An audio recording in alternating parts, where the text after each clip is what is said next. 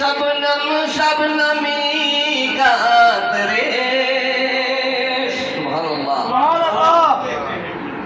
ফুল মানে কি বলা হয়? ফুল শীতের সময় ফুলের পাপড়ির উপর কত সুন্দর কুয়াশার ফোঁটা ফোঁটা থাকে না?